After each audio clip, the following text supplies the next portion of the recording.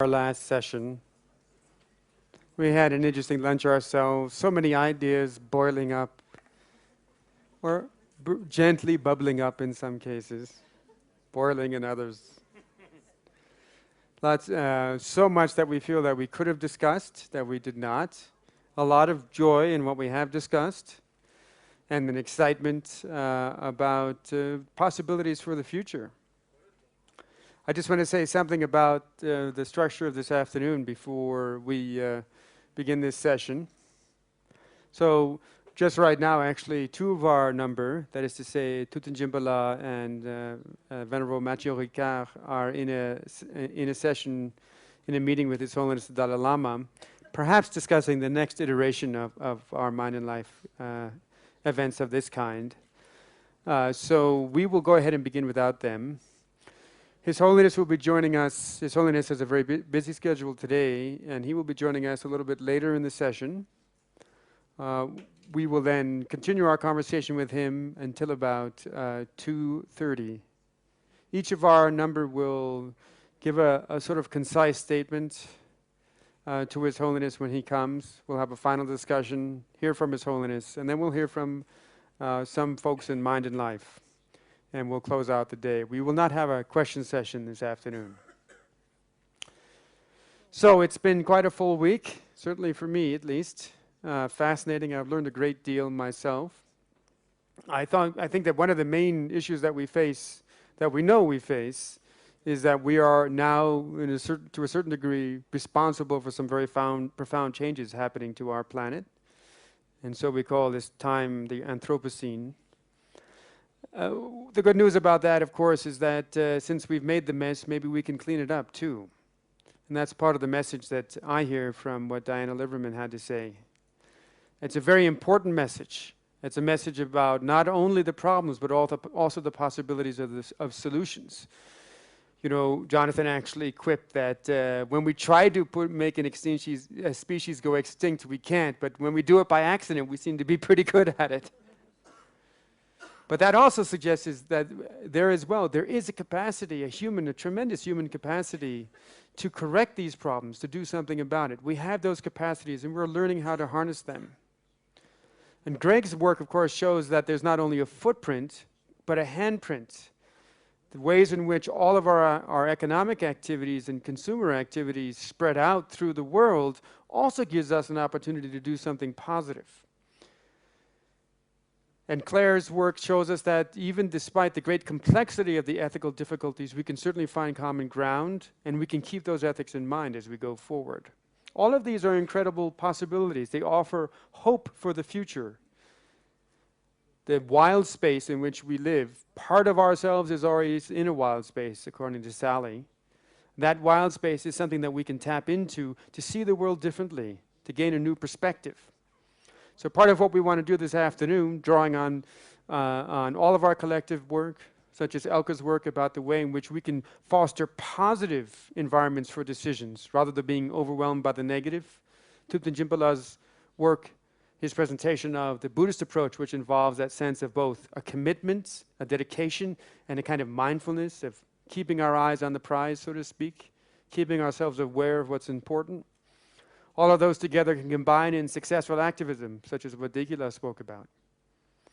So I think that we can certainly see that there are problems, and maybe some of us have become a little bit overwhelmed by the immensity of the problems over the course of the week.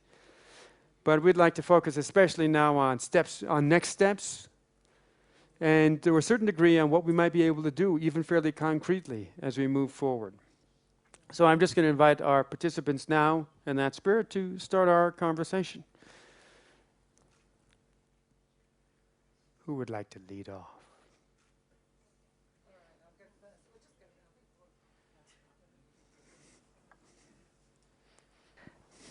Well, some of my friends and colleagues have been watching this on the web, and they sent some emails saying, just remind people of some very simple things they can do to stop us getting to the planetary boundaries. So I just wanted to mention a few of those. And they're really simple, and they don't take too much mindfulness. It's take a short shower. I mean, It saves so much water if you have a Define low-flow. short for us, if you would. I'll give you exact data. If you install a low-flow shower head and offer to do that for your neighbors, sometimes people just don't know how to go buy one. You can buy it as a Christmas present for your neighbor and install it.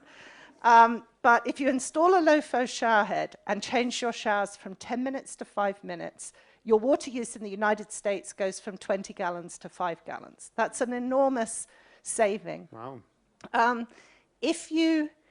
If you're in a hot area and you have air conditioning or fans, just turn the thermostat up 2 degrees. You probably won't even notice. Or make sure you only have one fan on to sleep under at night. If you're in a cold area, then you can turn the thermostat down and wear some nice woolies. And this makes an enormous difference on your energy use. It can really reduce your greenhouse gases for the year. And then the third one, which is the one I've tried to promise to myself, is to not take as many flights and to take advantage of the improved video conferencing. Because I think you can share affection with people using video conferencing now. You can see their face. You can work very well with people. And when you do fly, do many things. And the only thing I would say, I mean, this flight here, I did many things. I learned a lot. I tried to share some knowledge, and I made some really wonderful new friends. So that's all I want to say.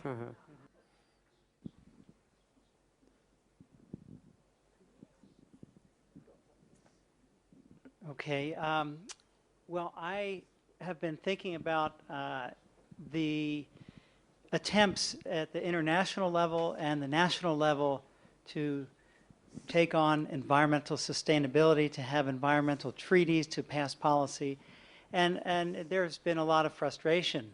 And I would like to endorse what Bill Clinton and Michael Bloomberg have done. And the Clinton Foundation now has a climate change initiative where they emphasize cities, that things need to happen at the local level. And cities are a place to really make things happen. And of course, there are all sorts of things at the personal level that we need to do. And I would say at the personal level, get engaged with your urban planners and get engaged with city politics and policies. And there's some great examples of from Norway to Chicago on putting green vegetation on your roof, green roofs. It cools the climate in the summertime. It prevents flooding and from excessive rainfall and runoff. So there's something, green roofs. Another city in Bogota, Colombia, did this amazing change where they took out a lane of the expressway and they turned it into a bus train.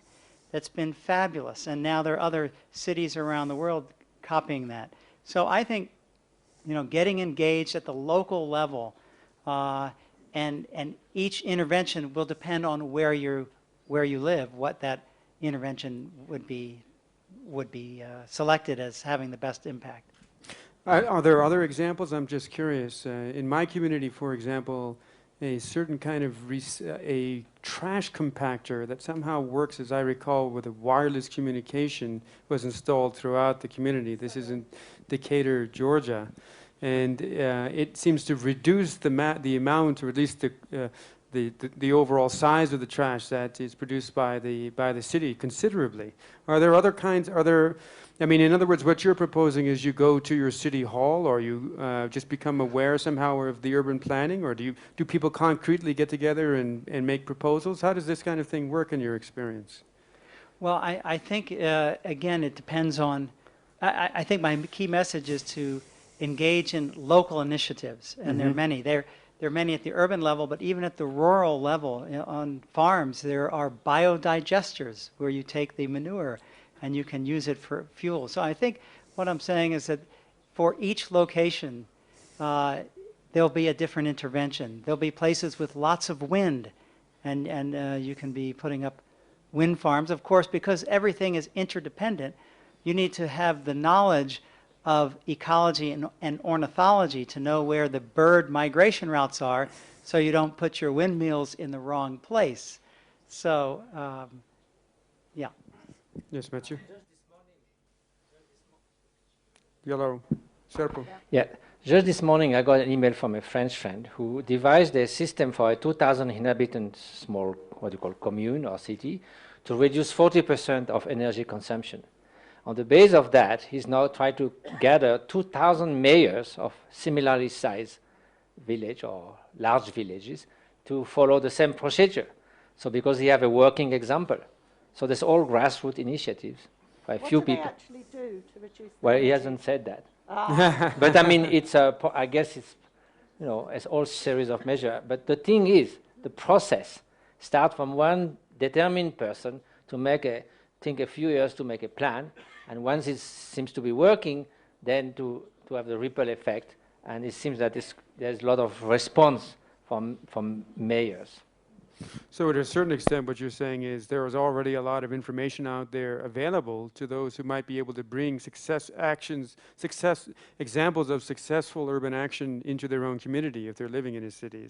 Sounds like what you're suggesting. So it's not necessarily that a private individual has to see to it that, you know, a windmill farm is produced, but rather that one can make one's own city government aware of these possibilities. Is that part of what we're suggesting? The guy got passionate about that, so he sort of, I don't know exactly what he did, but I hope it's a sound proposal, and he applied it in that village. It works fine. They reduce whatever consumption.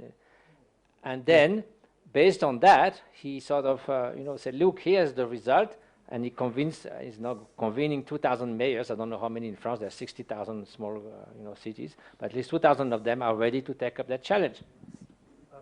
Let me just add to that. There's a more systematic way. A town or a community, any organization, a university, a hospital, can take advantage of the methodology Greg presented to do more sustainable sourcing. Every hospital, every university, every town has a lot of buying power, large purchasing budget every year.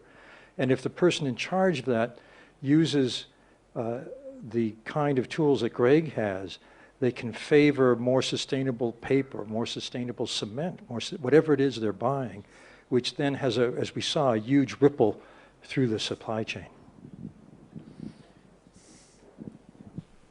Maybe to build on that, Dan, yesterday we heard Jonathan express that it seems that some of our societies are addicted, or I think you might have said we are addicted to oil, but I reflected that people aren't addicted to oil, but our infrastructure is. That means our houses are, our appliances are, and our cities are. And support for this fact comes from research that compares. First, they found out, as Dan said, they studied the detailed purchasing habits of households in Europe. And from that, they used life cycle assessment to calculate comprehensively their environmental impacts in a year. They also asked these households what they felt and cared about the environment. They were hoping to see that caring deeply about the environment led to low impacts, but they found not much correlation, a little but not much, to their surprise. So they explain this by saying conscientiousness about the environment changes our decisions on a daily basis, but there are a few moments in our life where we have decisions that make a huge impact because of their long-term nature. And that's such things as where you live, when you buy a car, which is a 10-year or 15-year commitment to energy use, what kind do you buy? What is your house energy efficiency and size, and even your income? So how you heat. Yes. And how you heat, that's right. So I think the message is not that we ignore the daily practice, because as we know, daily practice helps raise awareness, but bring the daily practice insights. Make sure you bring them to those key moments in life where we make huge infrastructure decisions. And a way to implement that at the community level, where it's also very important, is through such things as building codes. And for example, Washington, D.C. passed a law or regulation that says all new construction and all renovation in Washington, D.C. must be compliant with U.S. Green Building Council standards. Once you make that one decision, that's essentially creating a deep habit in a city. Yes, please. Yeah. Just add to that, And we talked a lot about mindfulness here, and it turns out that institutions don't have a mind. But institutions oftentimes are responsible to the people they are there for. And so to the extent that we learn lessons on how to reduce our own footprint, we can now put pressure on our institutions and make them mindful by making the collection of people that they're responsible to influence them in different ways. And there's a lot of inertia in our own behavior. There's even more inertia in institutions. And I think we are responsible for changing our institutions. That means going to planning board meetings, doing lots of, oftentimes, sort of boring and labor-intensive things. But in the aggregate, they do make a huge difference, and probably more than our individual behavior. So vote and lobby. Vote and lobby. Are there good resources for those who want to become interested in local initiatives? Can anyone recommend a resource that someone could use to learn about local initiatives, to learn about successful ones? I've got something in mind, but yes, Diana?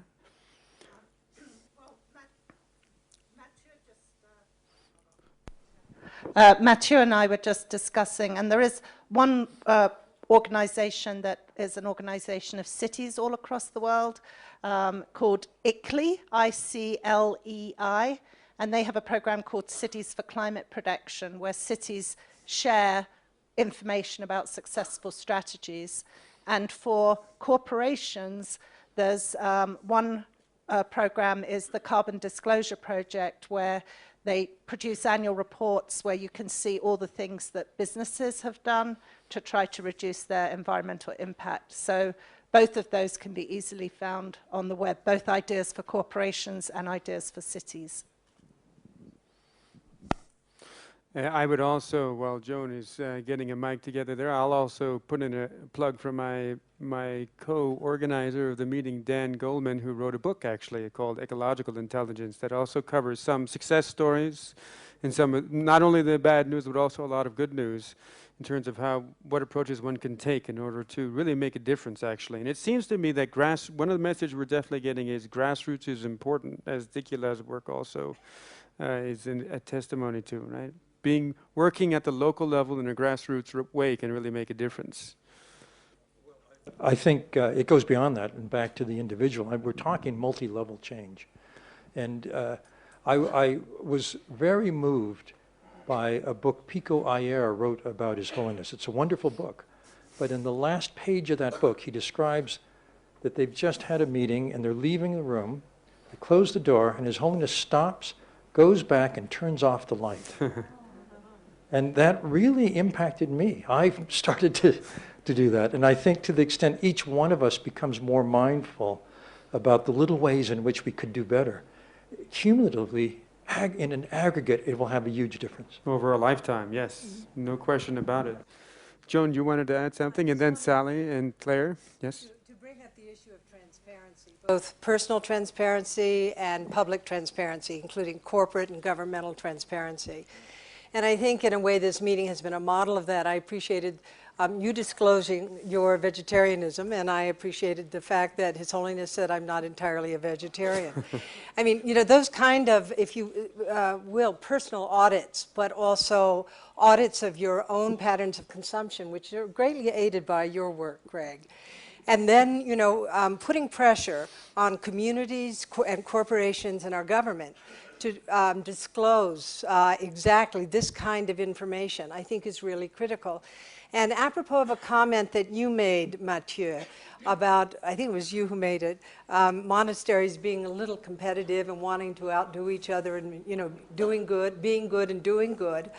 That heart set, when we say competition for the better, so to speak, which in a way debate is about, the model of Tibetan debate is about.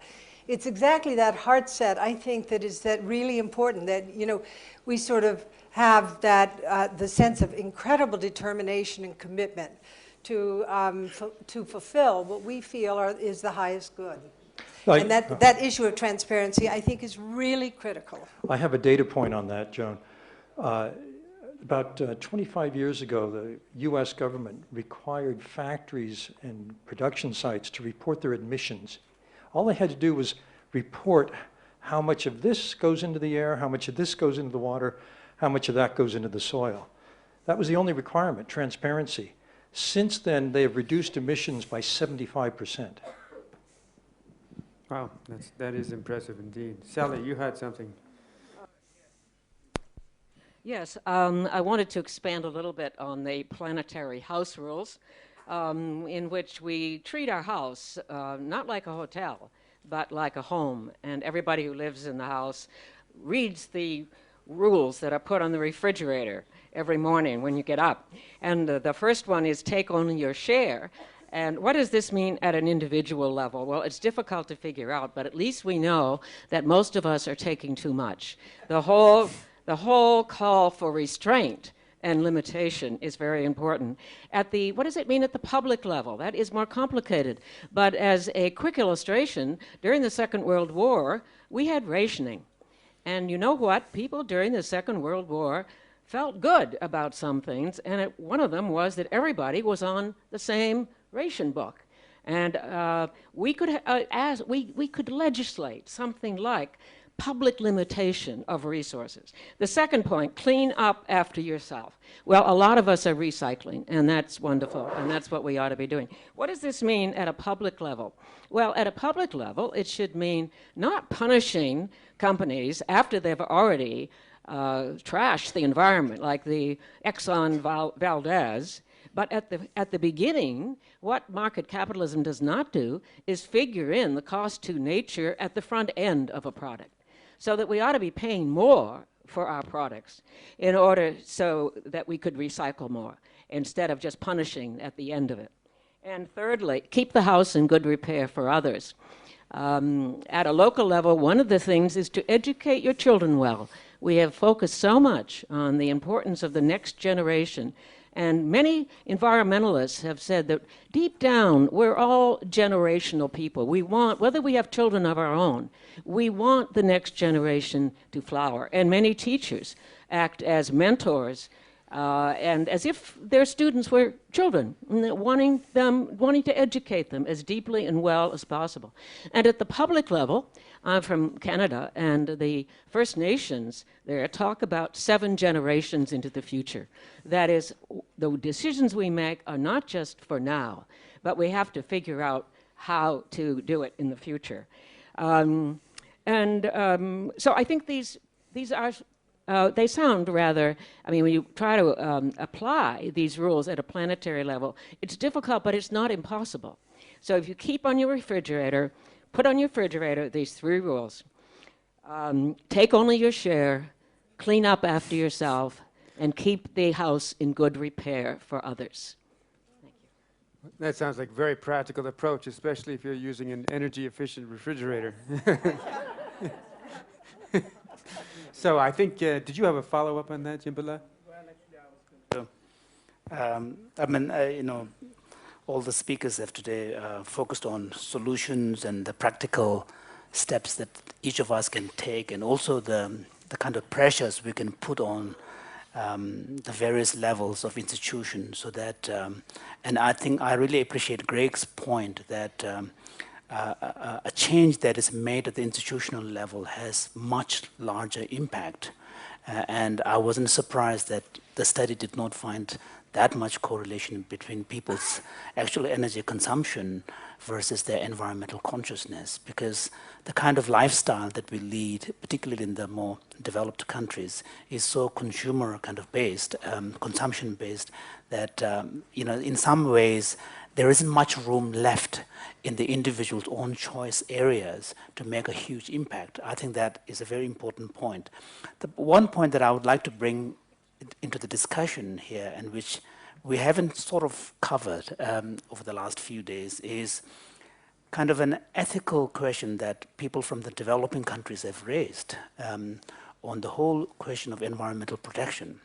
Because environmental protection demands lesser consumption, and it is sort of a very skeptical kind of question mark being put on the whole consumerist model of economy as well as society and so on. And a lot of in the early days from the third world countries, the developing countries, people have raised the moral question that why should we in the developing countries who are now making a progress in uplifting our standard of life should care more about the world when the developed countries had cut down all their rainforests and have consumed all of this through the industrial age.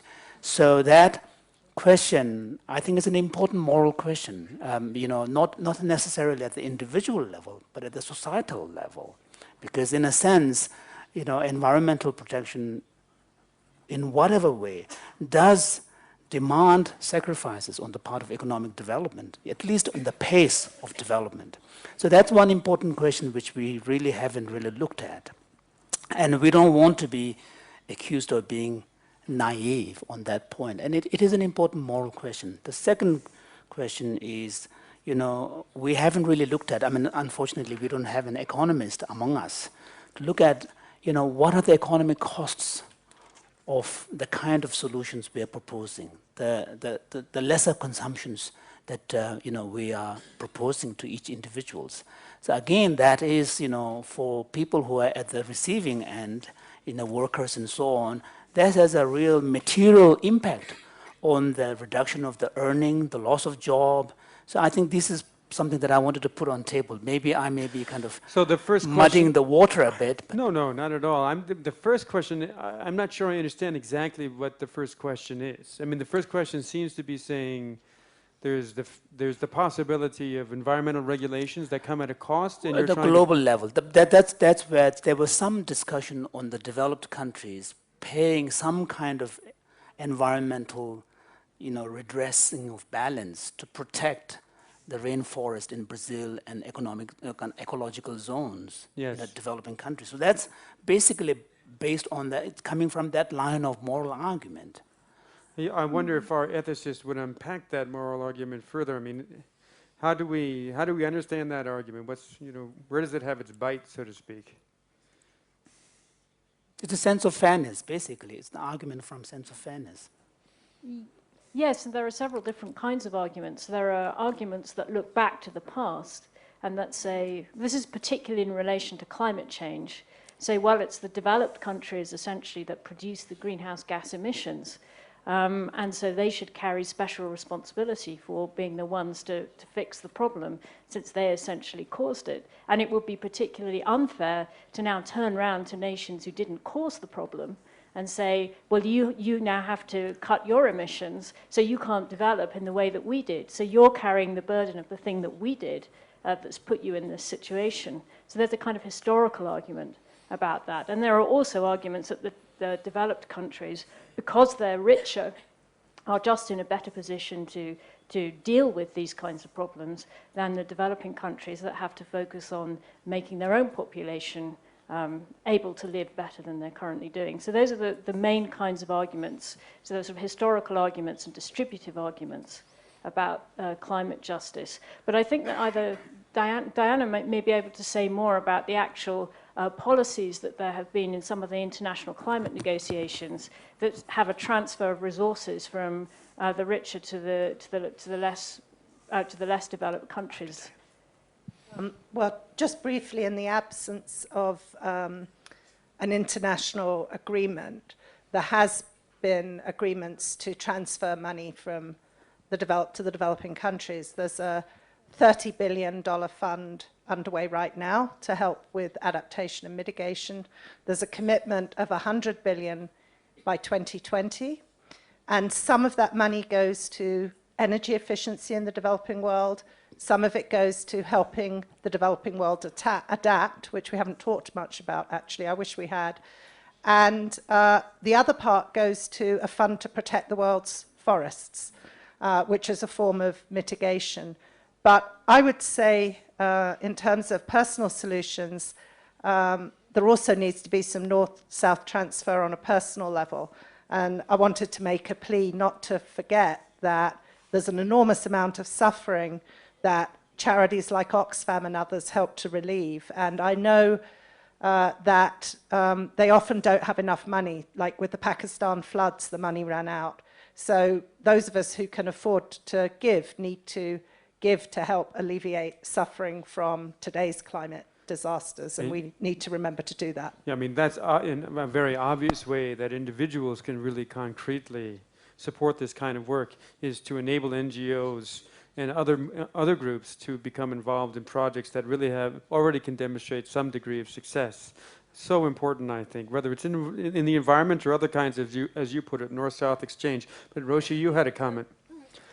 Jimpala, did I misunderstand you when I heard you say that the impacts, the negative impacts from consumption by individuals is less consequential than the impacts vis-a-vis corporations?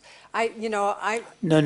Good. No, he said. I was saying that if the society is structured in a way that is consumer-based and driven, then there is much smaller room for individual behavior change that to have an impact on your... Thank you. Yeah, but I do want to clarify, and before we turn to Mathieu, that I did hear you say, you seem to suggest that individual lifestyle changes didn't matter very much. No, I didn't mean that. I don't think you mean that. No, in comparison to institutional level change, the impact is going to be a lot larger. Although, Greg, you can tell us, and I'm going to turn to you Greg first. and Mathieu both have data to Yeah, I mean, you can that. tell us that actually didn't you tell me at some point that the main issues are heating of homes, correct?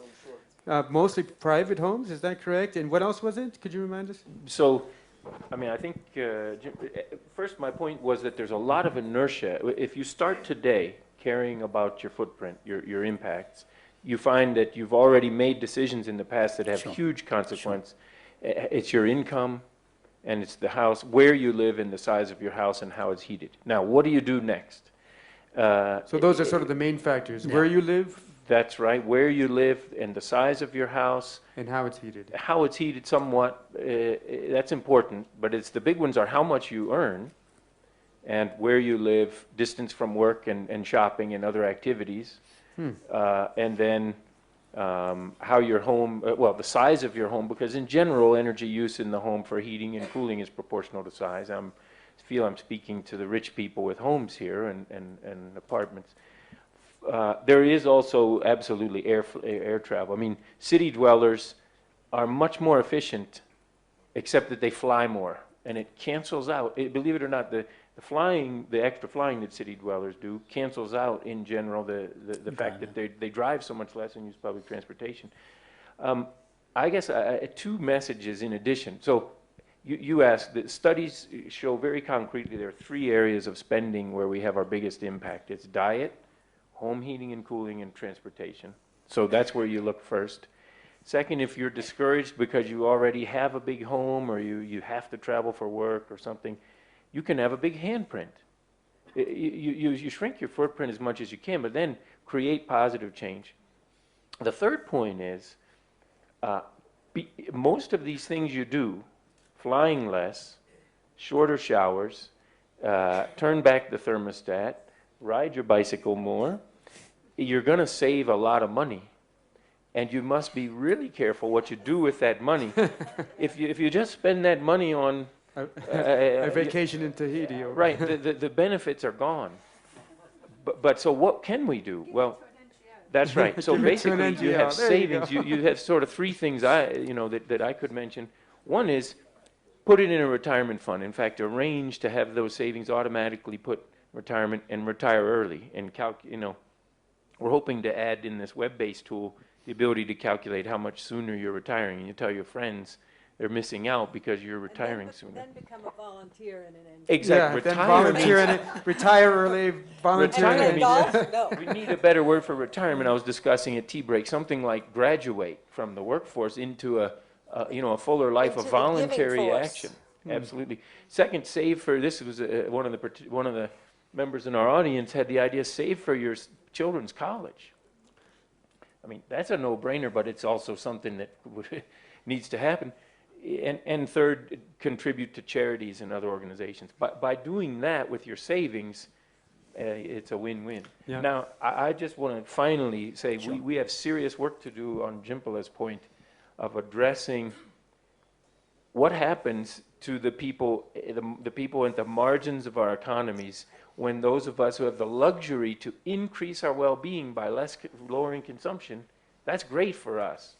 But we really need to engage with economists deeply, just like people need to engage with other religions, to ask, okay, here's what we have in mind, reduction of consumption. Please help us figure out how to engineer this so that the people who are struggling at the edge of the economy can actually get better and not worse. And not become major consumers themselves and have their identity also associated with consumption. But I think you didn't make it. Is your point that when we consume less, a lot of people lose their jobs? My point is actually if we consume less, potentially the economy shrinks and the money flowing even to developed country goes down a bit. Now, in our own countries, this is why I thought of early graduation from the workforce. You step out of that job into activities of more fulfillment to you, and you leave that job space for people who are coming into the economy. Unemployment is a real problem in the developed world. So early graduation helps the employment issue, but that doesn't solve. Dan mentioned my research, which is very, very preliminary, but it says that you know, some of the money we're spending it promotes economic development in other countries, and we've got to address that too. Yeah, it seems like in some ways we are sort of looking for the emergence of a new paradigm. I mean, it's really interesting to note that sort of rampant... Please a new paradigm. Please a new paradigm. A new economic paradigm. It seems not like a paradigm of growth. Not, yes, exactly, a paradigm of balance in some sense, because it's, you know, what's interesting to note A paradigm of generosity. Rampant consumerism, a sort of very heavy-duty consumer culture, certainly in the United States, the ecological, environmental crisis, and the tremendous fall in personal savings all go together. So it seems as if we're sort of just living on the edge. But I want to turn to Mathieu, who's been waiting patiently to make a comment. Yeah, I think the ethical case has been presented somehow in the extreme way, that the wealthy nation will slightly diminish, and then that the developing nation will just remain in abject poverty. So I think here we are typically of kind of a middle way approach, where we need to bring out of poverty and have decent health, decent living, decent education for those who are. But then, at some point, then the wealthy nation should work on voluntary simplicity, so to get, as His Holiness says, to bridge the north-south gap. But then the problem is, what we have been objecting is that the developing nations are just aiming at having 2 cars per house and everything. So that also, they should not overshoot. So then that could be very reasonable and ethically acceptable. The situation now is the boat is sinking. The first class passenger, even the boat is sinking, wants still to keep the AC on. And the second class passenger, only one dream is to be upgraded. So that doesn't work. Yeah, it's true. True. How true? It's tequila. But I think it's, sorry. Yeah. No, go ahead. I go just ahead. wanted to respond. Yeah, I sure. think it's often, I suppose in the end, the question of how messaging, because sometimes to ordinary people living in the third world country whose main emphasis is really on survival and their own economic development, the environmental message comes through as moralizing. And I think this is something that, in a sense, that's what I'm trying to get at. You know, we need to, unless we have a very compelling case that it is in the interest of each of us, including people who are in the developing world, who aspires for a more, prosperous lifestyle, it is in the interest of each one of us as human beings that aspire for happiness, that this is the way to live. Well, yeah. I think it's more, I suppose in the end I'm trying to kind of, play partly a devil's advocate. that's because but I think implicit, though, is even in the words you use, it's really everyone is aspiring not necessarily for a more prosperous lifestyle, but we're aspiring for a happier lifestyle. Yeah. And the confusion is that Sure. somehow more is going to constitute happiness, more of something. Sure. And in this case, maybe more is less, so to Sure. speak. In other words, actually, the sense of well-being and flourishing Sure. doesn't necessarily come from living on the edge, having credit cards, bills that you can barely pay every month. Yeah. But that seems to be the paradigm that's developed, even in the consumer cultures. Sure. So I think that there's a challenge there. Is what's the good life? What's the new vision of the good life? Yeah. It doesn't have to be in rags on the street. But there needs to be an alternative vision of the good life. But Dikila had a point. I just wanted to build on actually what Greg had said earlier and then what Jimbala is saying now. And what you were talking about is an it's actually the infrastructure that needs this energy. The habit exists with the infrastructure. And so I think, for me, I see a great deal of hope. And if there are any investors in energy that are watching out there, I would request that you invest in clean energy for the third world, because this is where infrastructure is just being developed. And this is where I think there is a great deal of hope for innovation. There was recently a video that went around Facebook where they were showing this young Malaysian man who had gone in and taken Coca-Cola bottles and put it in the roof and had put water in and was, I mean, this is such incredible, yes, for solar, directly solar using energy. solar energy. And it was so innovative and it was so simple. And it was so simple because this person didn't let any of the barriers he deals with on a daily basis get in the way. He just sort of, decided that he wanted light in his house and then was handing it around to all neighbors. So I think if we can going back to, instead of preaching, if we're actually investing, that's the real solution. I personally can be very skeptical about RED and mechanisms that are about payment for environmental services, but that is a fair mechanism, because that way we're not just giving aid to a third world country and making them dependent, creating another habitual tendency by making them dependent on foreign aid. We're actually saying that here is the price for environmental services, and this is your right to have it. Yeah. And I think that is a fair transaction. We live in, I am a consumer. I like bags. I will confess, as a transparent person here in this meeting. It would be very hard for me to give that up unless my master said, take on robes. No more and bags. So, no more bags. So I think the question is, what is realistic? And we have grown up in these societies forming these habitual tendencies. It is a little unrealistic that we will get evolved within 30 seconds. It's going to take us, I think, a lifetime, if not more, to go through the evolution. So the trick is, what is the incentive to make us want to evolve? And that cannot be preaching, that cannot be, aid. It has to be, we have to find the right incentives, including competition. I mean, a lot of the reason why we buy these things and the reason why we're in a consumer society is because we're keeping up with the Joneses, and India wants to be like China, China wants to be like the US, and it's all the way down to the individual level. So why don't we harness that motivation, which His Holiness said today is a positive, can be a positive motivation for sustainable future. Healthy competition. Roshi, did you have a comment? No. Okay. Jonathan? No, I actually only want to re-emphasize what Tequila said, which is that it's not necessarily that we need to ask everyone, especially developing countries, to consume less. It's not practical immediately, but it's to evolve differently. It's not a matter of either or, either more or less. It's different. We have developed and grown our economy based on oil and coal. Now we know better. We know it's dirty, it's harmful, and there is new technology. And I think both Tequila and Diana have talked about technology transfer to developing nations. It's very important that low carbon technology transfer. That it's really important that we help the developing world come up to standards in a better way than we did ourselves. And it's they help us come down to. Well, that's too. We need to meet halfway. I think His Holiness talked about the middle way forward. So yes, well, and I think part of what's the history of the Mind and Life dialogues is part of what we learn from contemplative traditions like Buddhism is actually that that the good life can also be constituted by a state of mind, and that happiness is not necessarily about what we think it might be, that is to say, more goods and services.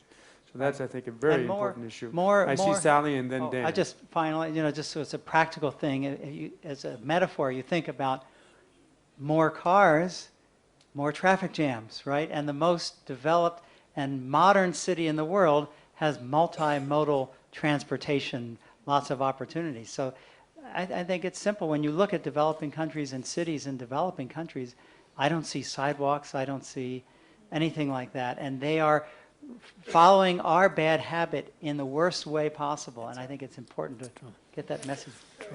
Sally, you had a comment, and Dan?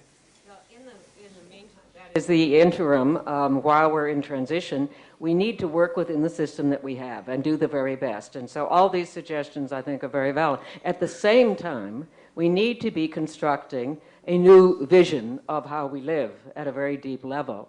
This is happening, I think, with the education of our children. They are already being introduced to the new worldview of interdependence and interrelationship. What has surfaced several times in our conversation is some basic changes in the economic model that we have. That is, now we are imprisoned in the consumer model, and it's the meanest kind of capitalism possible. There are other kinds of economic systems. Economic systems are models, they are interpretations, they are not descriptions of the way things have to be. It is possible for us to legislate in which just distribution and sustainability become key elements in our vision. It isn't the bottom line of just satisfying the stakeholders so that some money will trickle down to the poor people on the street, but rather it's a different way of constructing the economic system from the go. Now, that's not going to happen overnight, but this needs to, I think, occur at the same time that we're doing the best we can within the system that we have. And as we're changing the system, I'd like to suggest that we also change the material world, because even if we have a new system, if we still make bricks and glass and cement the way we have for some of them 2,000 or 3,000 years, we're using antiquated models that are very costly in terms of energy, in terms of toxic offputs and so on. What we also need is to be smarter about the material world and to really generate more innovative thinking. For example, a brick is made industrially by heating clay and some chemicals to a couple thousand degrees for many, many hours, 24 hours, 48 hours. And we've been doing it the same way for 2,000 to 3,000 years.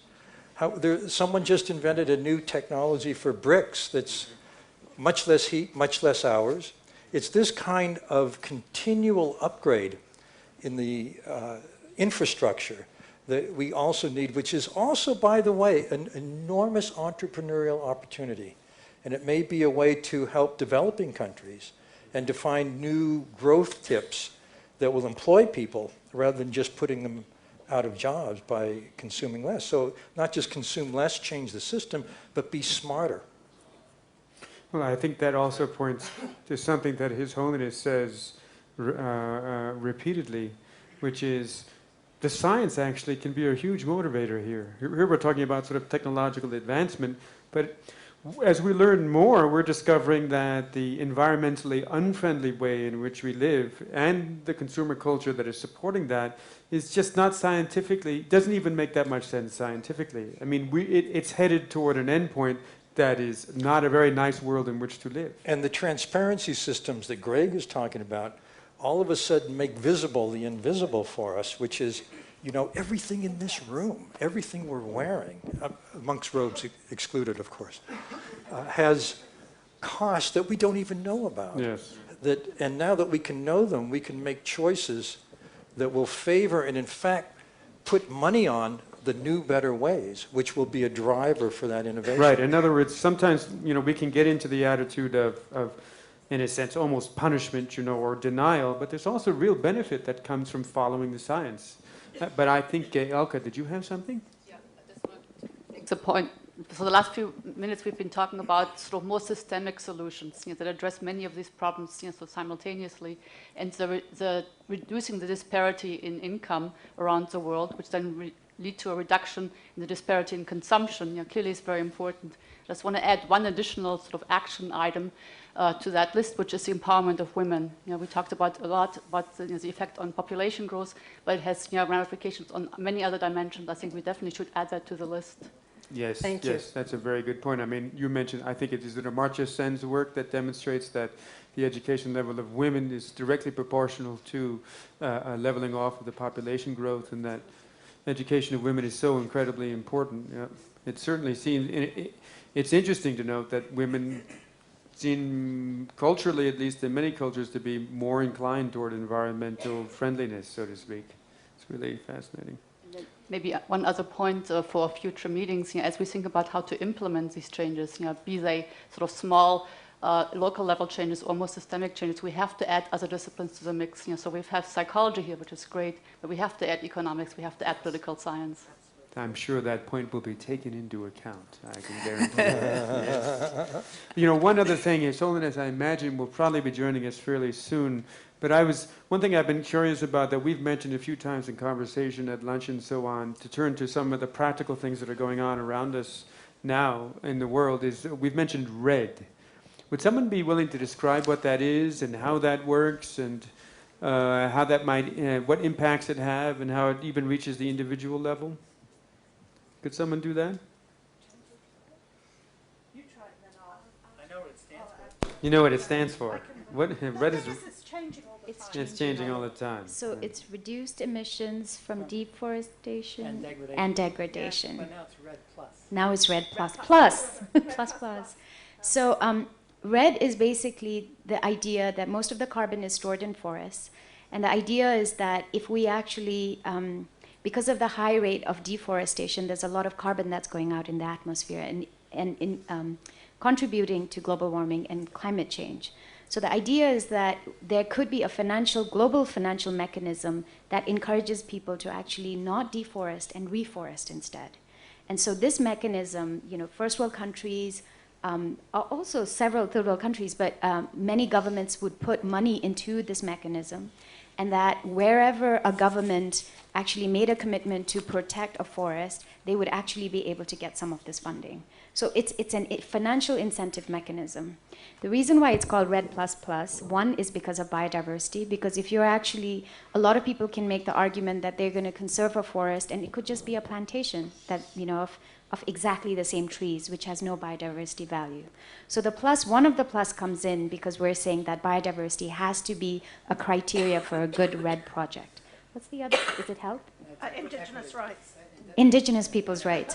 And then the other one that's come in quite a bit is that there is a great deal of concern from indigenous peoples and tribes saying that, what happens to our rights?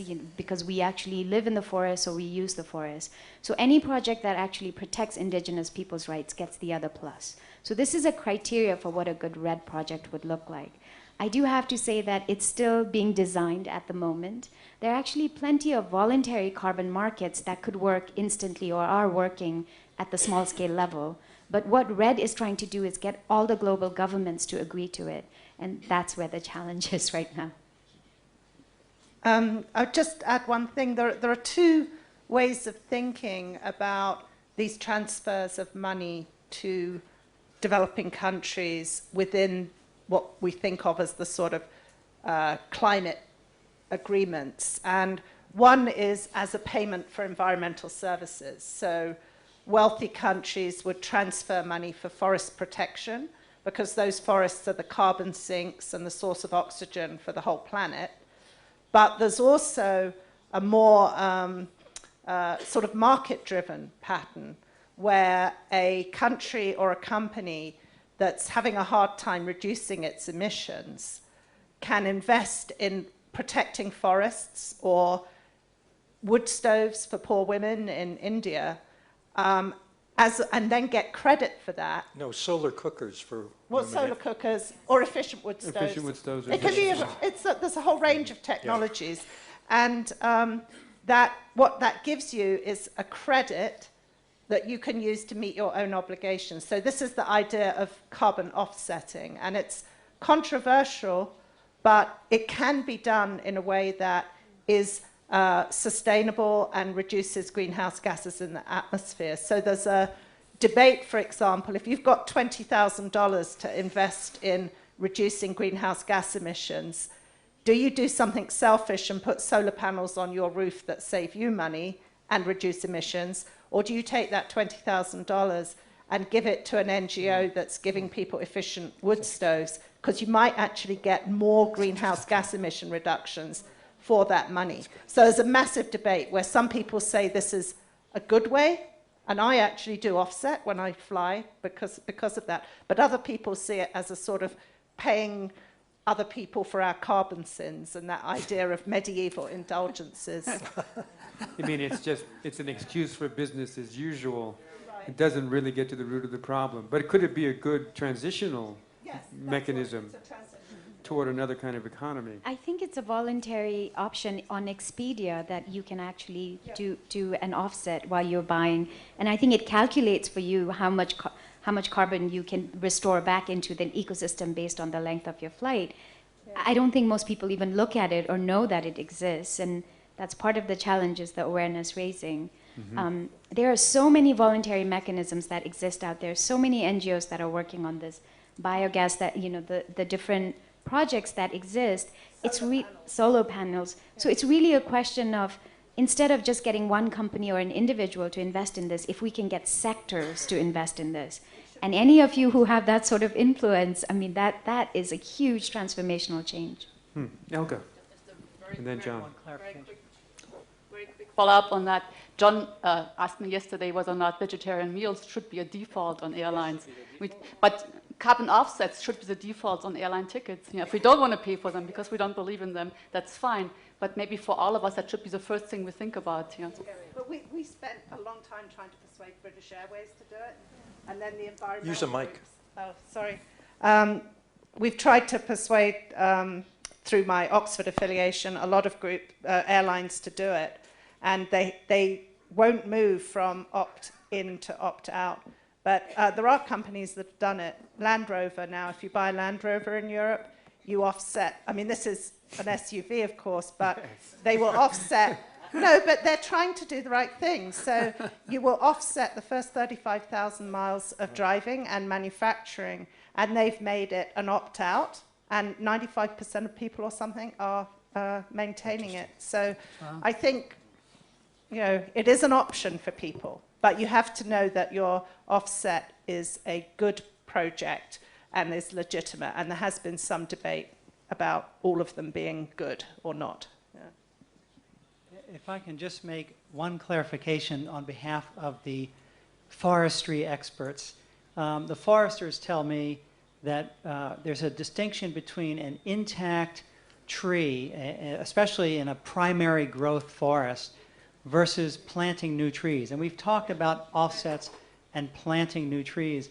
And my understanding from the forestry sector is that the carbon locked up in old growth trees is the most valuable to be locked away. And that when we talk about, if we were to ever sacrifice large trees and primary virgin forests to grow more trees, that's the wrong way to go. And in fact, there are schemes for bioenergy, biofuels, like palm oil plantations. And there's research that shows if you were to cut down an existing forest and grow biofuels in the place that the forest was, it would take over 1,000 years to recoup the carbon you just lost. Whereas if you took a degraded pasture, already it's degraded land, and there you plant trees, that's where you get carbon sequestration and more value added. Yeah, I see. But, just to make sure people aren't confused, RED is not reduced emissions from deforestation and forest degradation. It's not about planting new forests. It's about protecting the old forests. And that's why people support it. But we were on the topic of offsets. I was trying to clarify about carbon offsets. Yeah, and I have it, now that we're on the topic of offsets, and I'm sure we could debate it at length, but I am curious, those of you who know about the offsets, is it overall is it just really a short-term kind of mechanism toward transition? Yes. Or is it a long-term solution, the idea of an offset? No. Short-term, it's really probably a short-term mechanism toward transition. You have an opinion, Greg? Or? It's a very technical explanation about why it's short. Let's hear it. Yeah. Diana, please give it. You don't want to do it.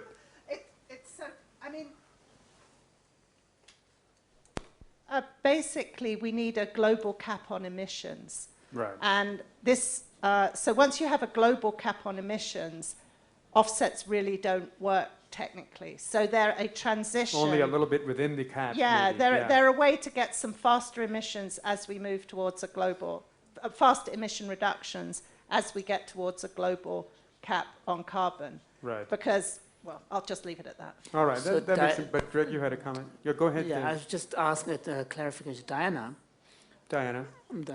just out of curiosity, for these various offset programs that are being offered, whether it is airlines or others, generally what do they do? I mean, what do they do with the money? Do they give it to some NGOs, or do they have their own, I mean, what do they do? Well, I'll just talk about one offset company, and if you offset your flight, it might cost $30 for your personal carbon tax. That's the way I think about it. They'll take that $30. Some of it, like any company, will be for operating the company, and then they will give that to sometimes an NGO, sometimes to projects they've developed in countries. So, for example, I should be transparent, and I've just supervised 20 different graduate dissertations that have evaluated offset projects in different countries. And some of them are solar energy projects in rural Guatemala. Some of them are efficient wood stove projects in Madagascar. Some of them are wind farms in China, which is where people sort of say, well, should China really be having offsets? But that's within the carbon market. And some of them are small-scale hydro projects. So they're projects that wouldn't have happened without your money. That's supposed to be a legitimate offset. It's a project where they would have had a generator using fossil fuels, and by your offset money coming in, instead they have solar energy or wind. So that's what we call an additional carbon reduction, that it wouldn't have happened otherwise. Is that? Yeah, So it seems like, at least in the short term, it's not unreasonable to say, let's say one reduces one's meat consumption to once a week or twice a week, saves whatever amount of money, and uses that money especially to devote to offsets, for example, in one's travel and so on. Would that be a reasonable way or not? That's not fair, because you're actually you're cheating, aren't you, if you do that sort of thing? I think that you should only use carbon offsets after you've done everything possible to reduce your own emissions. Okay. And our research has shown that individuals and companies that do offset are often the ones that have done the most to reduce their emissions. Okay. And what you're doing, it's a really quantitative calculation. You say, okay, I've reduced my carbon footprint from 15 tons a year to 4 tons a year, but it should only be 2, so I'll offset those 2 tons. I think if you save money from, all the things Greg suggests, you should do what Greg No, I think you should do good and relieve suffering based on what I've learned this week. And you can retire early and relieve your own suffering.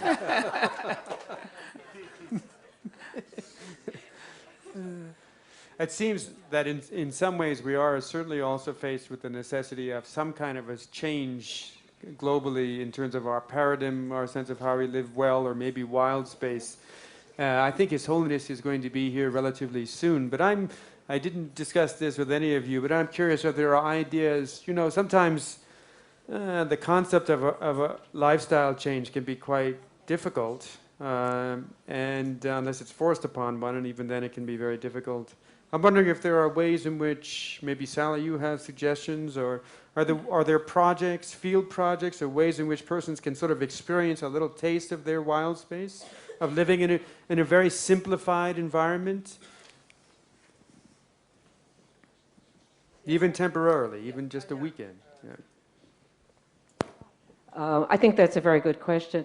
The notion of wild space is based upon the conventional Western male who is fit and trim, educated, probably white, hasn't really known any kind of deprivations or discrimination. He simply is the hegemonic human being. And anybody who doesn't fit that description in any sense has a little bit of wild space.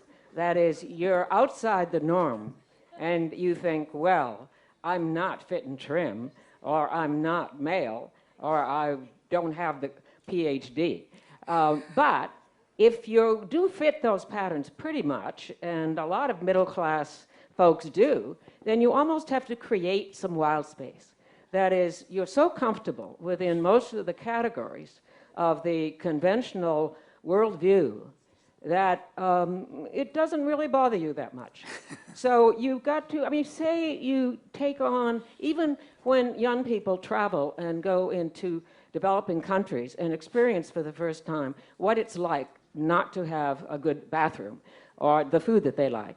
It is a disorientation, a movement outside the box where you can begin to think differently. And so any pattern that you can develop or experience which allows you to imagine another possible way of living. To imagine another possible way of living. This is going to be a simple example, and my children will probably be upset with me for choosing it. But when I was 10 years old, during the Second World War, I wanted to join the Navy. And I didn't want to be behind a desk somewhere. I wanted to climb up on the ropes, yeah? So, I mean, I knew I couldn't do that, and I was willing to wait till I was 18, but I realized the problem was not, even when I got to 18, I couldn't do this because I was a girl, and I was only 10 years old. But I realized there was something wrong with the conventional understanding of what girls could do and what boys could do.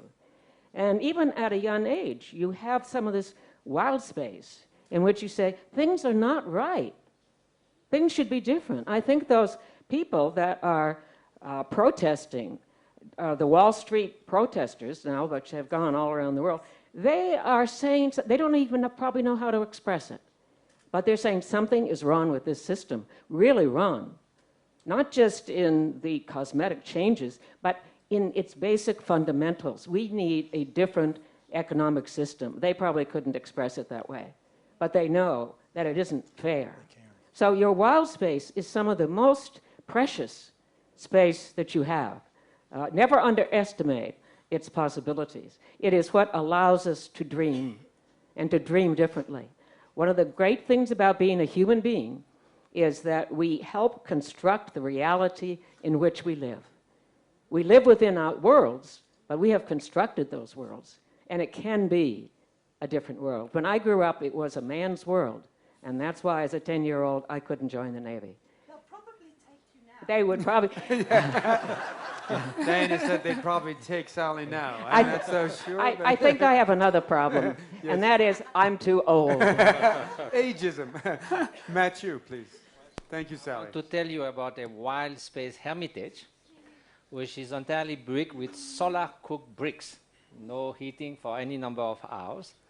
It has cold water, winter as summer, coming from a spring with no transportation. It is 8 feet by 10 feet inside. There's no heating, of course. And what else? All what you need is a nice woolen cape and a nice hat. And it's Not the internet.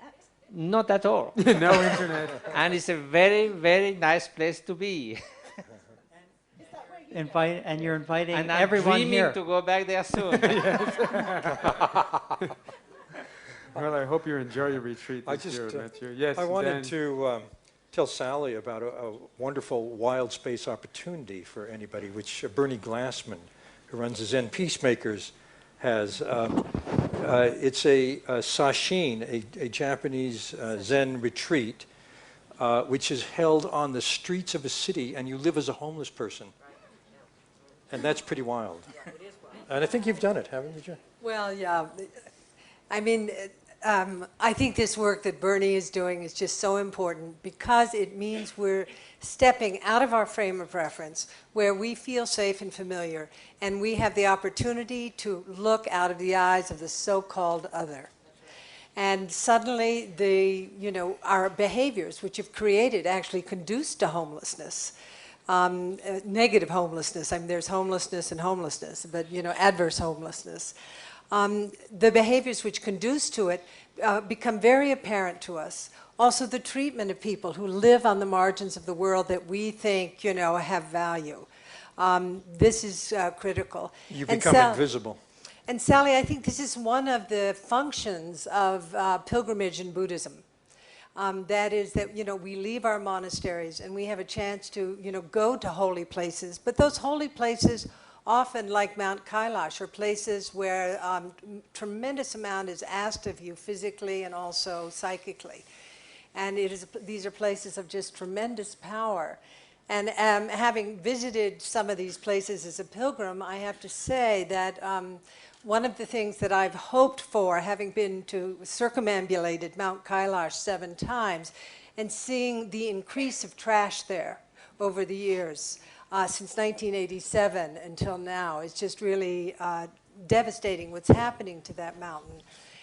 That there would be a call among Tibetan people and also among Chinese people who have the kind of respect for wild space, that we also take care of these holy natural places where the narratives of our culture are also held. I mean, there are more stories around Mount Kailash, or more stories in the, the sort of shape of the Himalayan mountains that relate to the history and culture of Tibet or the Himalayan peoples.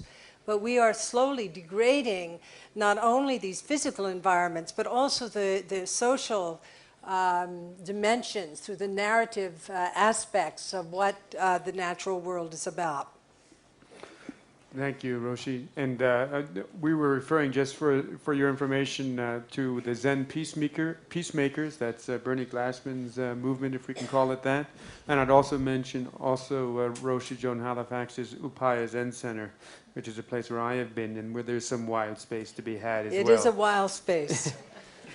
But I will say, just personally, there is the Zen Center, but I also live in a valley that's surrounded by 3 million acres of national forest, where we're completely off the grid. So, that's where I go in order to restore myself, so that when I, come back into the monastery or into conferences like this, I have had the experience of being really restored, revivified by being in the natural world in conditions where actually we don't have plumbing. I won't say, more about that, but you can absolutely imagine, where the electrical issue is addressed actually through solar and also solar gain, etc. So I think it's important that people have refuges, take this time, the backward steps, and Master Dogen called it, to step away from the so-called civilized world and move into the wild space that Sally has been talking about. John, just a final. Yes, please. Since we're on the topic of fundamental shift in the way in which we envision our life, and questioning assumptions underlying our consumerist model of life and society, one of the things perhaps we need to take also into account is our, many of the things that environmental protection demands on our part is to kind of accept some degree of inconvenience, because a lot of the lifestyle choices that we make in a consumerist model has to do with convenience and efficiency, and we tend to kind of define efficiency in terms of speed. So the speed and efficiency seems to go together, and the convenience is a very important kind of ideal and a societal value. So I think perhaps that's another concept, alongside consumerism, we need to question this, this convenience as a kind of a value. As a value. Because, for example,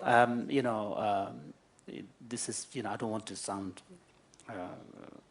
self-referential, but for example, if someone takes, instead of keeping 2 cars in the family, takes the public transit, say there is from your residence to the downtown city, there's only 1 hour, 1 train a day, one train per hour. During the rush hour, there might be plenty, but during the middle of the day, only one train an hour. So which means you have to time yourself to be able to catch that train, which may involve, sitting half an hour waiting at the train station. So people always read. You can take a book. Either you read that book at home or you read it at the train station. It's the same thing. So these are things which, as tiny things, but it really matters.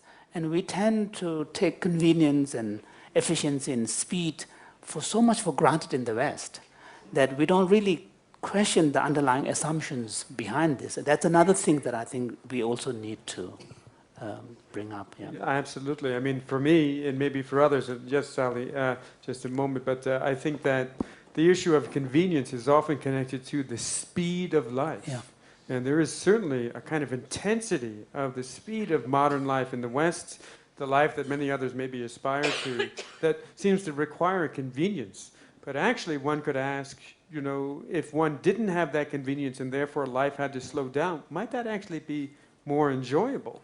Definitely. Might it be more enjoyable to relax in the train station and read a book a bit? I mean, we have this image sometimes that the life of voluntary poverty or simplicity requires us to be dressed in bark, you know, disheveled with the bird's nest in our hair and, you know, barely enough to eat. But the image of the, one image I have, one of my favorite images of the person with a very simple life is Mathieu Ricard, actually, who's written a book about happiness, a rather good one, I'll say. And that, I think, is an image of, I mean, this is a person, no offense, Mathieu, I hope you don't mind if I laud your happiness right now, but here's a person living a very, very simple lifestyle who seems to be really quite happy. There's even experimental evidence for it, I think, according to Richie Davidson. So simplicity doesn't have to mean deprivation. It's true. There's no question about it. That's Sally? Well, another example also of the ways that the change in our worldview can come about. It sounds like an abstract thing and very, very difficult. But one of the huge changes that has happened in our acceptance of what is the normal picture of the world is the status of women in the West. Now, Elke raised the question of the status of women in most of the world. It is abysmal. But during my very lifetime, since I was 10 years old until now when I'm 78, there has been a paradigm shift in the common understanding, so that one has to say now that the hegemonic human being is not just a male, but also, at least in the West, a female. So individual wild space can be an indication and an impetus to public changes of enormous importance. The status of women in any culture is a deep indication of the health and well-being of the entire culture. Thank you very much, Sally. Well, we're waiting patiently for His Holiness, and we could certainly go on all afternoon, I'm sure. But I'm thinking that while we have the gathered monastics here and other members of the Tibetan community available, he's coming now? Maybe. There's some It's the stirrings. movement in the background. Yeah. But I would invite, while there may be an opportunity, there may be time now for some comments or questions. Maybe some of our gathered monastics might have a question or a comment, or my Lobsang, Jishe that. Can we get a mic that we can hand over there's there? a mic here. I'm going to ask my colleague, Venerable Losang Tenzin, the founder and director of the Emory Tibet Partnership and the Emory Tibet Science Initiative, to make a comment, because we haven't heard enough really from this group, distinguished group. Well, thank you, John, for the opportunity. This has been a great experience, great learning for me with such great minds. I think, you know, in Buddhism there is a motto, and that is Dunyung Janyung, that the very motto in the Vinaya, in the Buddhist, for the Buddhist monastic order, is what is fewer needs, fewer deeds. And that's exactly that what Geshe Shambhala was saying, you know, that our accelerating speed that with which we are moving, it's based on how much want we have, how much need we put on ourselves. So I think that this ties to the greed. You know that Franz de Waal, the biologist, has written a book called the Age of Empathy, and it starts with the greed is out, empathy is in.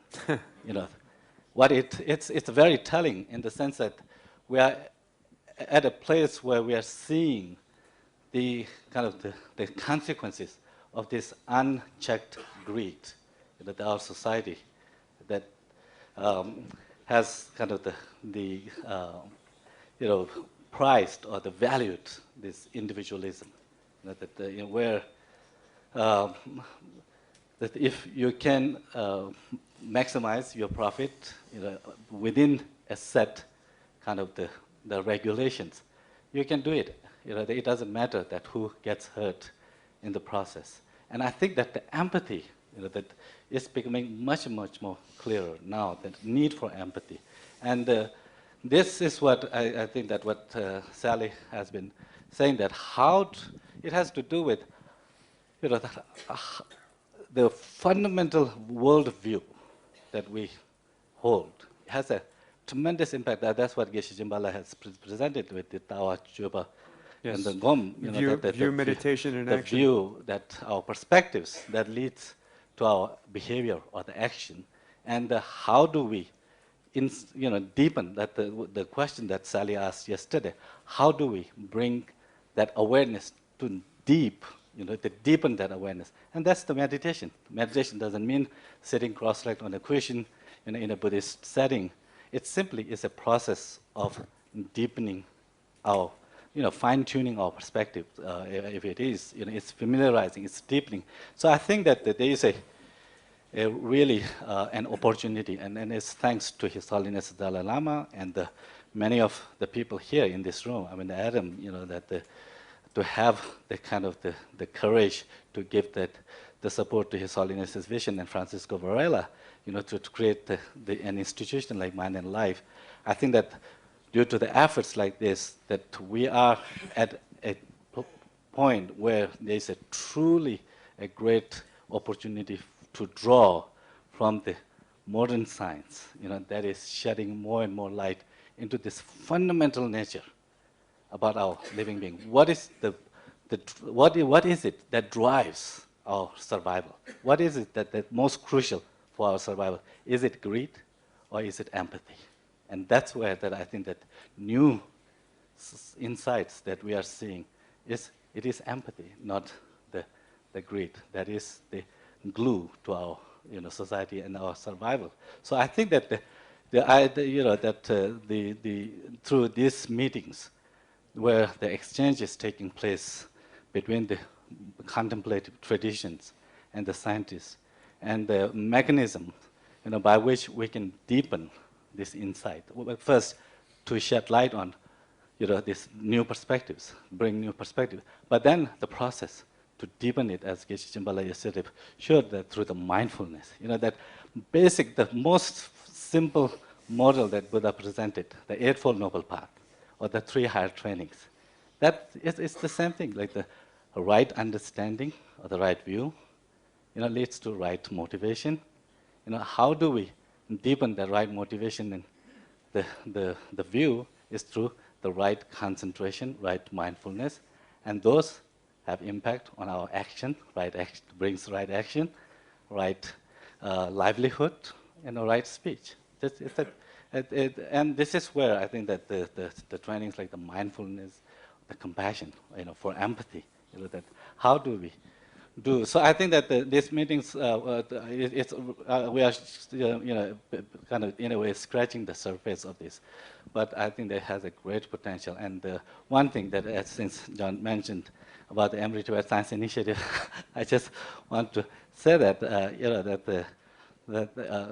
just being here in the presence of such the great scientists and the contemplatives, and hearing all the presentations, it just really gives me, a deep sense of appreciation and just sense of awe to the vision that His Holiness the Dalai Lama has had. That what an impact, how fortunate we are to have someone like him, and to facilitate this kind of the exchange, but also the Interdependence Science Initiative. I think that the more and more I think of, it's a project to create a comprehensive and sustainable modern science education for the monks and nuns. Many of the monastics here are from these programs, and in the beginning, we struggled how to convince the people, that what is the need for this program. So in the beginning, we had many comments. People would say that, why do you want to corrupt Buddhist monks with the science. monastics with the science? I mean, that you will have all kinds. And we struggled to really show, what's the real kind of purpose behind it. And over the time, as we thought more about it, my colleague Yeshilatola, that who is, he was playing very critical role in this kind of this really a movement in some way, revolutionizing in the monastic education in a way. What has become clear is that His Holiness's vision here is not just to bring modern science to monks and nuns, to give them some modern, some scientific facts, but rather it is a way to facilitate a deep dialogue and exchange between the contemplatives who are the holders of this deep wealth when it comes to understanding mind and the emotions, the processes by which to bring that understanding deep down to our heart, that can, spontaneously bring, spontaneously be expressed into our action and behavior. And that's what I think that is the program that the Emerging Science Initiative is really to expand the knowledge, but also for contributing to the humanity when it comes to facing some of the problems that we are discussing, that cannot be addressed simply by having more wealth or simply with the kind of the more materialistic gains, but rather trying to find that how we combine that knowledge with inner science of the mind. Thank you. Thank you, Losala. Appreciate those comments. Thanks very much. As Geshe Losang Tenzin said, a number of the monks here were trained through the Emery Tibet Science Initiative, have some education in science, and I think there may be some opportunities in the future for a more participation of monastics in these types of dialogues. But I wanted to return, while we're waiting for His Holiness, I wanted to return to something that Losang said earlier on, which is actually an interesting idea, the role of empathy in all of this, and the sense of connectedness that seems to be implicit in the environmental movement, but is also interestingly facilitated by some of our own modern technologies. In the context of what we sometimes call postmodernism, the late modern period in which we live, some theorists, such as Peter Harvey, speak of space-time compression. The world has suddenly become much smaller, where we can travel from one place to another so quickly, and our lives also seem to be so compressed. Well, one feature of that is the internet, actually. And I think the internet has become a tool, an important tool in this type of work. I wanted to mention, I just managed to remember that His Holiness the Dalai Lama had asked that I mention a website that has been set up called ecobuddhism.org, spelled the way it sounds. And John Stanley, who's John, you want to stand up and just identify yourself? Where is John? In the back there. In the back somewhere, all right. He is responsible, there he is, thank you John, hi John. John is responsible for having organized that website, put it together. It's got some information already on what's happening in the Buddhist world in terms of the response to the environmental crisis. And please have a look at it. His Holiness admires it quite a bit. I think we're now seeing the arrival of His Holiness the Dalai Lama.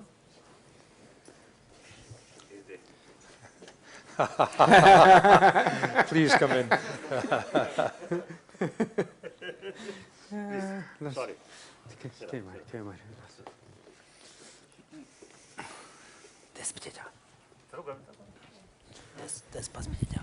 Thank you, Your Holiness. I know you had a very busy schedule today.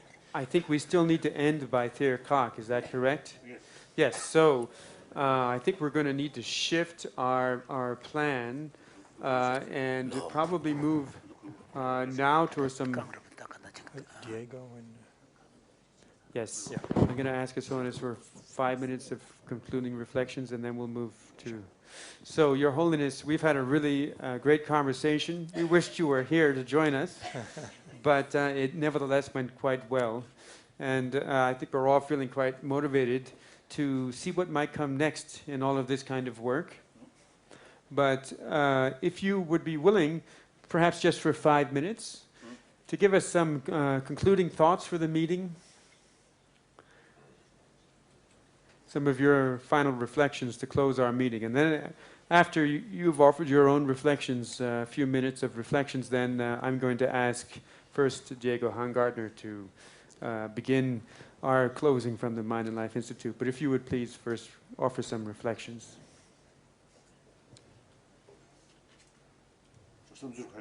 주동 나온 단단히만 같이 가면 안 되게 공짜단.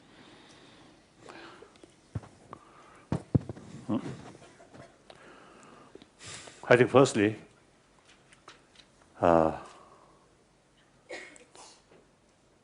this kind of dialogue, since the beginning, because of the year by year increasing, very, very encouraging. And then secondly, people who participated our meeting, not just mere sort of the academic level, some used to talk, but seems to see really some sort of sense of sort of, because of the concern or feeling. So I very much sort of appreciate. Now each of us, I think mainly you, see, from 1 person to 10 person, from 10 person, 100 person, go like that, and particularly those who are because of the professors or some sort of people who have sort of close connection with number of institutions or students. I think since we are also talking seriously, is how to improve our world, isn't it? So, you see, when we scattered, when we go our own ways, see, keep this spirit, and then further sort of expand. And then myself, also till my death, I committed. Each day, as soon as I wake up, I remember Buddha as a Buddhist. I remember Buddha, and then some kind of sort of plan, right? 1 day's plan. Now, at least this day, my body, my speech, my mind, dedicated well-being of sentient being. Then, that sort of was the dedication. The next, say, 16, 17, 18 hours, you see, keep that sort of intention, and occasionally watch. Monitor my own thoughts and action. Sometimes deviation. Sometimes I do observe some deviations. But at least it's better, you see, carry that spirit from early morning. So, till my death, I committed, make some contribution, a better world, happier world. So, you all, this is, I think, the same opportunity. Right. Our differences is, I have the big name of Dalai Lama. So previously, I think people a little bit sort of amused, Dalai Lama. I think nowadays seems to see not that kind of amusement. So people, I think, consider Dalai Lama is truly one human being. So that's my part. So you also, same way, right? Make a contribution as much as you can. Then the last day come, last breathing happen, we feel, oh, happy. Oh, so long I live. I've been alive. I alive. I made some contribution.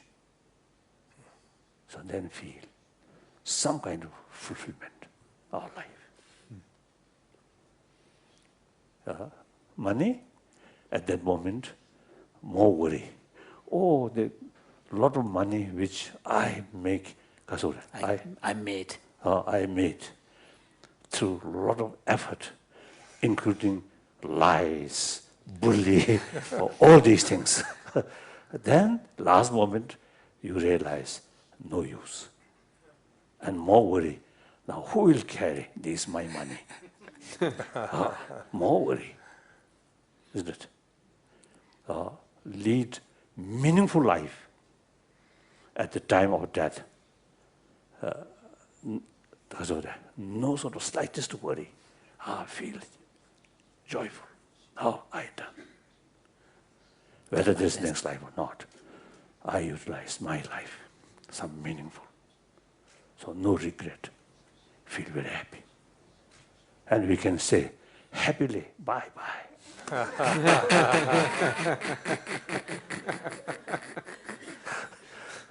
So that I want to say.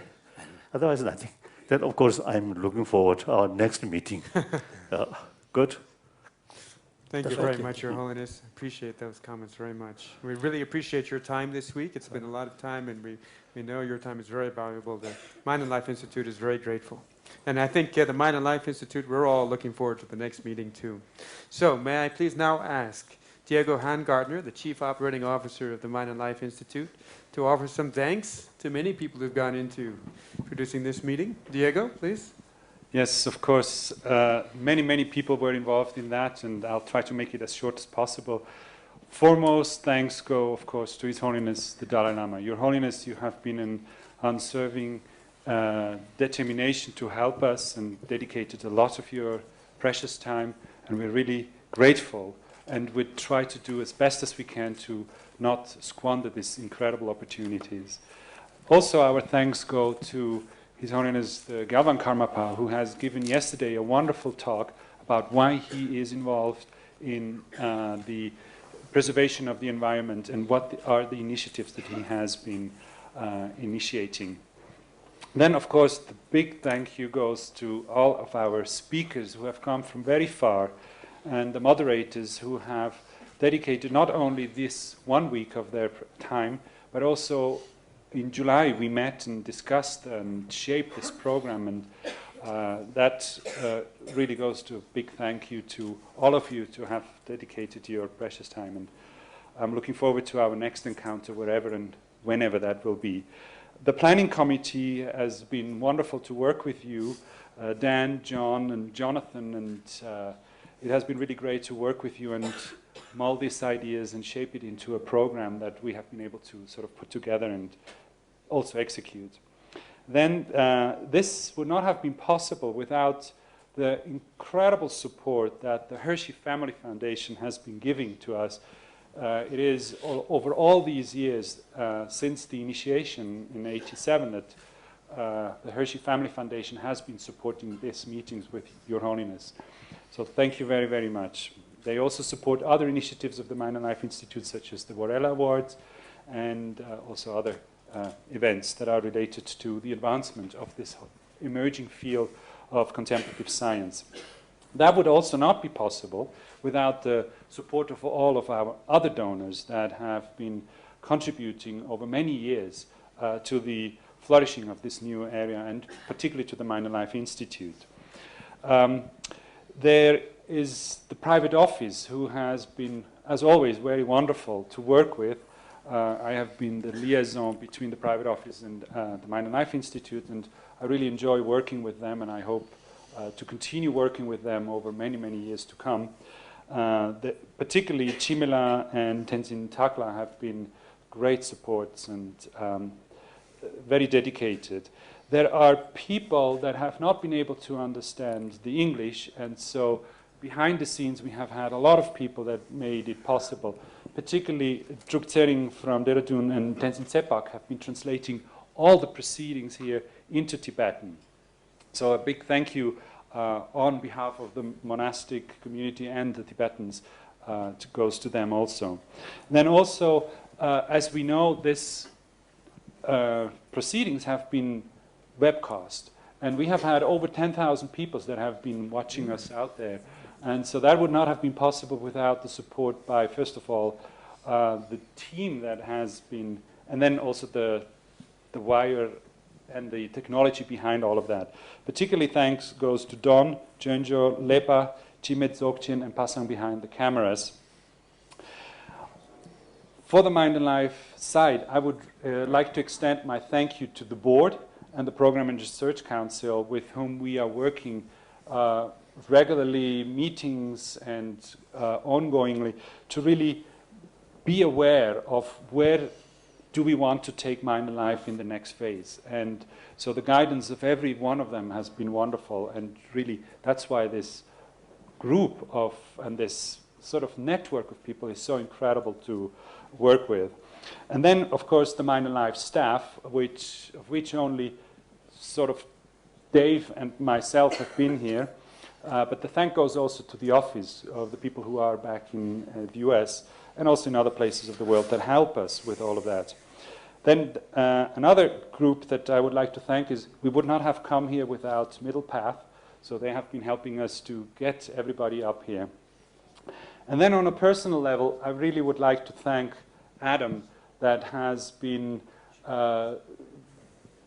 instrumental and visionary and also inspiring in getting us all up to this level. And also thank you for being such a wonderful teacher. And then also thank you to Betty, who has been unwavering in the support to my activities. So thank you very much. Thank you very much, Diego. And now I'd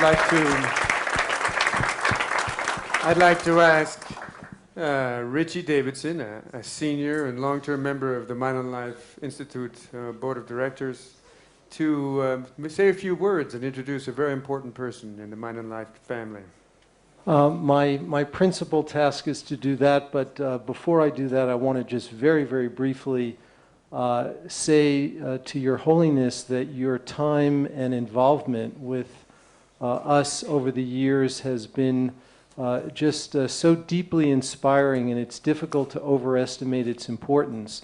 One of the things I often tell people is that the scientists who come here to Dharamsala to be in your presence leave differently than when they first came. They are deeply affected by being in your presence, and we do the best we can to bring the best people in the world in their fields here to Dharamsala, and they go back. These are the thought leaders in different areas of science, and I think they're changed in very beneficial ways. So I'd like to just, on behalf of the Board of Directors, to extend a very, very deep bow of gratitude for your incredible time that you give to us.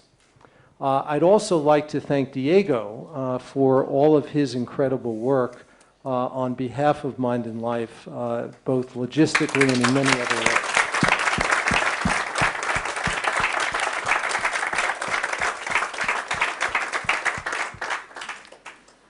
Your Holiness and other distinguished assembled guests, this is a very special moment in Mind and Life history. We are going through a transition, and this is the last meeting in Dharamsala at which Adam Engel, our chair of the Mind and Life Institute, is present in his role as chairman. And Adam has been, for 24 years, the co-founder of Mind and Life, and a real visionary and a strategist premier. And he has engineered this organization in ways that I don't think any of us dreamt about when we first became involved. And Adam, through his tireless work, his commitment to the cause, his incredible ability to listen to scholars.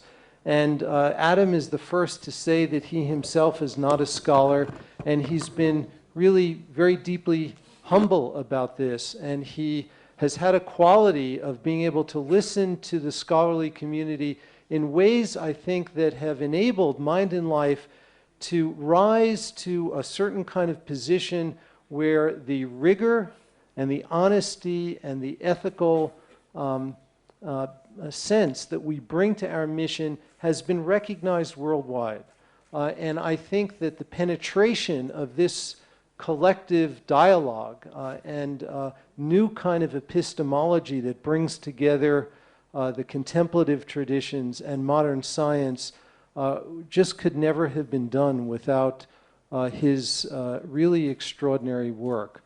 And so it is really my great honor to be Adam's close friend and colleague, and I'd like to just ask him to please come up and say a few words.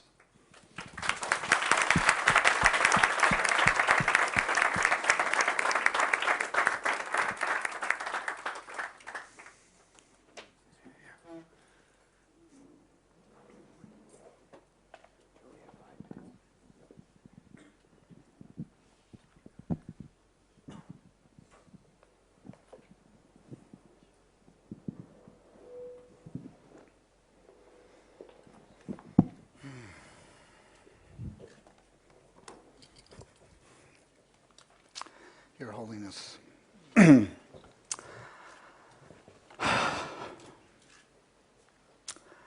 We've been through a lot since 1983, when I first heard the rumor that you were interested in science and came up with this crazy idea to see if I could organize a science meeting with you.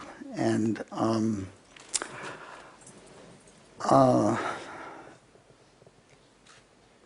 reflecting on what we've done together with Mind and Life, it seems to me that we've been through two developmental phases.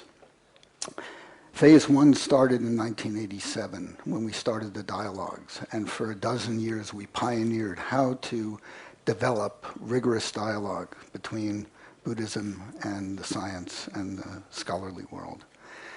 And then in 2000 we enhanced that dramatically by when you requested, that the scientists and the scholars actually investigate contemplative practices to see how they affect brain behavior, and asked us that if we found that they were beneficial, to teach them in a purely secular environment. And that shift has been dramatic in the world, astounding. If we think back to the way the world was in 2000 and the way it is today, in terms of, there was no, very little reputable research on contemplative practices in those days. But through these dialogues, the establishment of the Summer Research Institute, the Varela Awards, we've now got contemplative studies fellowships. We're applying for postdoc stuff. Our Mind and Life International. Next year, we launch an international symposia. Over this period of time, we have cultivated thousands of people, or 1,000 people through our Summer Research Institute. There are now hundreds of scientists and scholars in the world that are doing this work in dozens of centers and laboratories. Ritchie Center in Madison, Jimpolis Center at Stanford, the Emory Center, and dozens more. There are faculty now that are receiving tenure in contemplative studies and contemplative science. And I suspect eventually there might even be faculty departments on contemplative science and studies. Specifically, there's been a huge change in public awareness and public impact on the effects of contemplative practice, what I call mental and emotional fitness training on health and well-being. And my personal aspiration for Mind and Life has been that through our work and the work that stems from us, there is a global awareness of the value of purposeful mental and emotional fitness training, and the fact that it can be done, and that there are developed age-appropriate and culturally appropriate tools so that everyone in the world has the opportunity to practice these in whatever way is most effective for them. In education, healthcare, and leadership in the workplace. When we sat for the first time in 1986, one of the things that I asked you was, what's in it for you? What is it that, what are your desires here? And one of the things that you said at that time was that you wanted this education to go into the monasteries. And I just want to acknowledge how the Emory-Tibet Partnership and the Science for Monks has actually done that.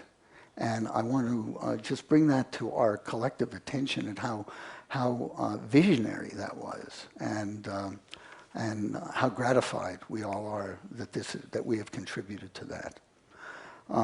There are many, many people that have contributed to this over the years, and many have been acknowledged.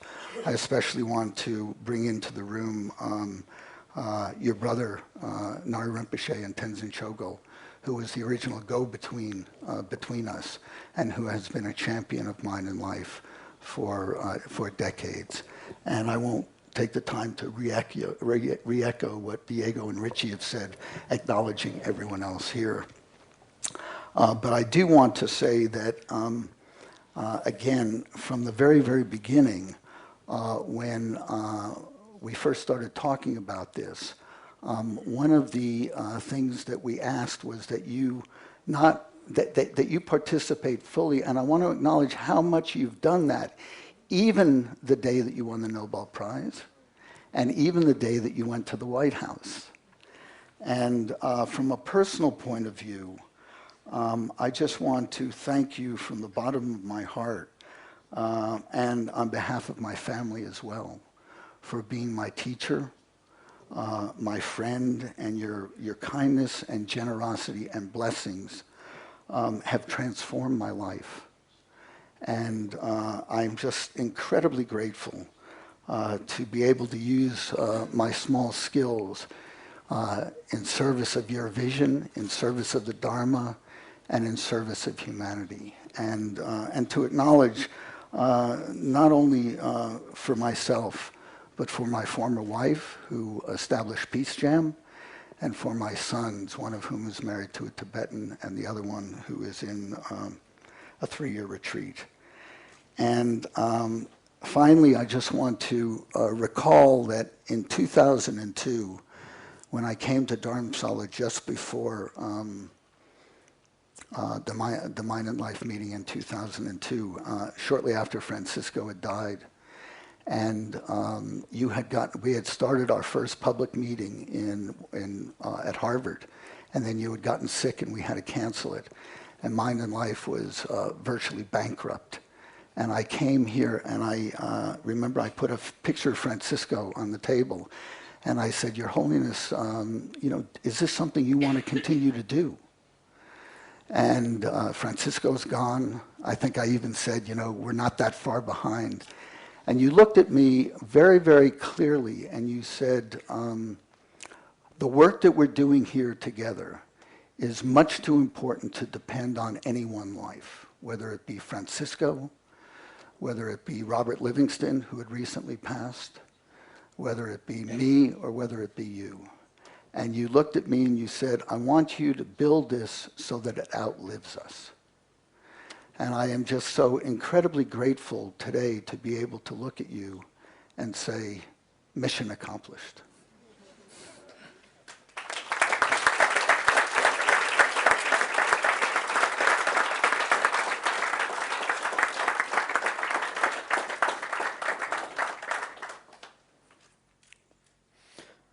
So that's it. Thank you very much, Adam. We really appreciate it. And the Mind and Life Institute is very, very grateful for all of your wonderful work and contribution. We obviously wouldn't be here without you and Your Holiness. Thank you, everyone.